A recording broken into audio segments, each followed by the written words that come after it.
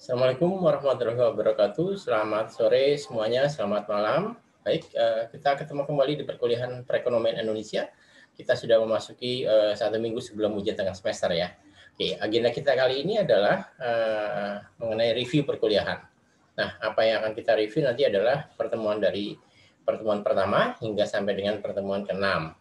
Nggak terasa sudah sampai dengan pertemuan ke-6 ya. Jadi, minggu depan kita sudah UTS. Oke, itu agendanya. Kita adalah review perkuliahan dan nanti di akhir akan tetap ada tugas. Tolong nanti diisi atau dikirimkan di kolom komentar. Oke, baik, kita mulai saja. Oke, pertama kita masuk di pertemuan pertama kemarin 6 minggu yang lalu. Kita masuk di sejarah perekonomian Indonesia. Tentu kalau kita bicara mengenai sejarah perekonomian Indonesia, kita akan mengingat kembali ada beberapa masa gitu ya, masa pada saat Indonesia atau pada perekonomian Indonesia gitu ya. Kita kenal pada masa Orde Lama, kita kenal pada masa Orde Baru, masa Orde Reformasi, ada pemerintahan SBY dan pemerintahan Jokowi gitu ya.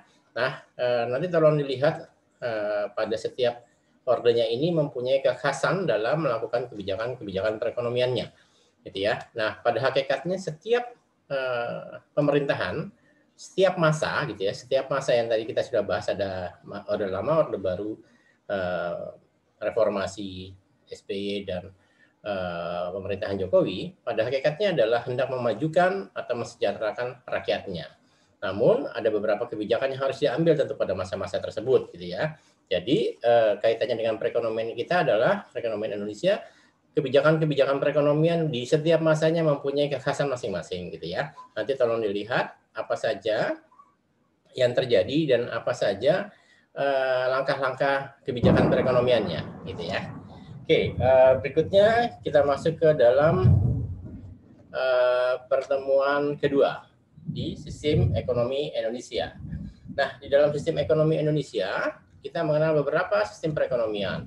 Ada sistem ekonomi kapitalis, ada sistem ekonomi sosialis, ada sistem ekonomi campuran, ada sistem ekonomi Pancasila. Yang saya maksudkan adalah di dalam sistem ekonomi Indonesia, artinya sistem ekonomi ya, terus bagaimana juga yang dianut oleh Indonesia gitu. Nah, di dalam sistem ekonomi tadi kita mengenal beberapa hal, ada kapitalis, ada sosialis, ada campuran, ada Pancasila ada Islam dan ada Pancasila. Nah, yang dianut oleh perekonomian Indonesia sistemnya seperti apa gitu ya. Tentunya ada beberapa evolusi di dalam sistem ekonomi Indonesia untuk melakukan penyempurnaannya sehingga akhirnya kita bersepakat untuk menganut sistem ekonomi Pancasila. Apa yang disebut dengan sistem ekonomi Pancasila? Garis besarnya saja, headline-nya bahwa sistem ekonomi Pancasila tidak semata-mata bersifat materialistis karena berdasarkan ketuhanan yang Maha Esa, segala perekonomian senantiasa berdasarkan keimanan dan ketakwaan. Sehingga sistem ini dikendalikan oleh kaidah-kaidah pembangunan yang berakhlak, gitu ya. Nah, sistem ekonomi Pancasila adalah bagaimana langkah-langkahnya ini dari lima sila yang kita dari Pancasila tadi diajawantakan dalam langkah-langkah ekonomi, gitu ya. Oke, berikutnya kita masuk ke pertemuan ketiga. Di dalam pertemuan ketiga kita bicara mengenai pertumbuhan ekonomi dan struktur ekonomi. Nah, kaitannya dengan pertumbuhan dan struktur ekonomi, pertumbuhan ekonomi itu sendiri adalah merupakan proses kenaikan output per kapita yang terus-menerus dalam jangka panjang. Jadi pertumbuhan ekonomi menjadi salah satu indikator keberhasilan pembangunan. Di dalam pemerintahan pemerintahan yang kaitannya juga kaitannya erat untuk mensejahterakan rakyatnya melalui kebijakan-kebijakan perekonomian, kaitannya dengan Indonesia adalah tentunya harus ada indikator-indikator keberhasilannya gitu ya. Nah, indikator-indikator keberhasilannya salah satunya adalah melalui pertumbuhan ekonomi. Nah, sebelumnya kita sudah mengkaji bagaimana kita menghitung indikator keberhasilan pembangunan tadi melalui pendapatan domestik bruto gitu ya. Terus pendapatan domestik bruto ada beberapa pendekatan yang harus kita ingat. Apa saja itu? Ada melalui pendekatan output produksi, ada melalui pendekatan income, ada yang melalui pendapatan ya, ada yang melalui pendekatan pengeluaran gitu. Nah, kaitannya dengan pertumbuhan ekonomi hal tersebut gitu ya. Nah, bagaimana dengan struktur ekonomi? Nanti di dalam struktur ekonomi tentunya ada sektor-sektor itu adalah dari primer, sekunder, dan tersier. Nah, di tersier di primer kita mengenal dari sektor itu adalah pertanian dan pertambangan misalnya gitu ya. Nah, untuk sektor sekunder kita mengenal dari industri, bagaimana bahan baku menjadi bahan jadi dengan ditambahkan nilainya, dan sektor itu disebut dengan sektor industri. Nah, berikutnya adalah sektor jasa. Negara-negara maju biasanya adalah sudah berkembang pesat dari sektor jasanya. Oke, berikutnya adalah kita masuk ke pertemuan keempat mengenai ketimpangan ekonomi dan kemiskinan. Nah, di dalam ketimpangan ekonomi dan kemiskinan, searah dengan pembangunan yang kaitannya dengan pertumbuhan ekonomi, tentunya kita akan juga menyisakan berbagai permasalahan. Permasalahannya adalah seiring dengan hal tersebut tadi, tentunya nanti akan timbul ketimpangan-ketimpangan ekonomi dan kemiskinan yang terjadi. Ini adalah sebuah fenomena nyata yang memang bukan hanya Indonesia hadapi, tapi semua negara di dunia akan mengalami hal tersebut. Ketika pertumbuhan ekonomi akan berhadapan dengan permasalahan lainnya, yaitu adalah mengenai ketimpangan ekonomi antara si miskin dan si kaya. Kurang lebih seperti itu mungkin ya. Atau kalau kita kenal dengan bahasa kerennya dengan Gini rasio. Apa itu Gini rasio dan bagaimana dengan yang dialami oleh Indonesia? Tentu kita kemarin sudah pelajarin. Ini tolong diingat-ingat lagi. Gini rasio kita sampai di kalau nggak salah 0,39 ya. 0,39 itu artinya ada 39 orang tidak sejahtera gitu atau miskin dan satu orang kaya. Nah, itulah ketimpangan ekonomi dan kemiskinan.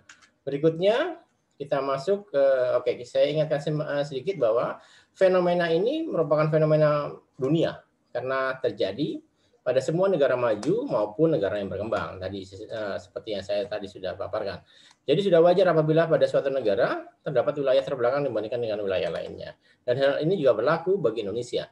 Maksudnya lebih kepada tantangan bagaimana ini diatasin, di mana pertumbuhan ekonomi menyisakan ketimpangan dan kemiskinan.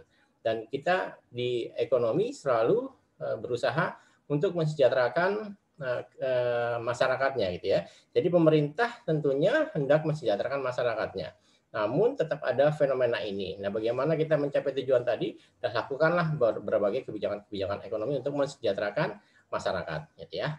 Oke, berikutnya masuk ke dalam pertemuan kelima, yaitu mengenai kependudukan dan ketenaga kerjaan. Nah, kalau bicara mengenai kependudukan nanti ada berbagai macam pembagian secara usia, gitu ya. Terus juga bagaimana ketenaga kerjaan itu nanti kita bagi dari usia produktif, gitu. Pertama penduduk dulu, penduduk ada usia bekerja dan usia tidak bekerja, usia bekerja ada yang angkatan kerja dan bukannya angkatan kerja nanti ada lagi yang bekerja dan yang tidak, dan seterusnya. Kita sudah bicara mengenai hal itu di pertemuan kelima. Oke, berikutnya adalah mengenai pertemuan ke-6. Nah, pertemuan ke-6 kita juga sudah mendalami hal tersebut kaitannya dengan investasi. Nah, ada beberapa investasi yang kita harus ingat. Ada real asset, ada financial asset. Real asset itu artinya secara umum meliputi aset berwujud seperti tanah, bangunan, dan mesin. Nah, adapun financial asset seperti berupa falas, deposito berjangka, serta saham obligasi yang diperdagangkan di pasar uang maupun di pasar modal. Gitu ya. Nah, ada real asset, ada financial asset, ada pasar barang, ada pasar uang. Nah, bagaimana hal tersebut sudah dipaparkan di pertemuan ke-6 minggu lalu. Oke, 2 minggu yang lalu kalau saya tidak salah, gitu ya.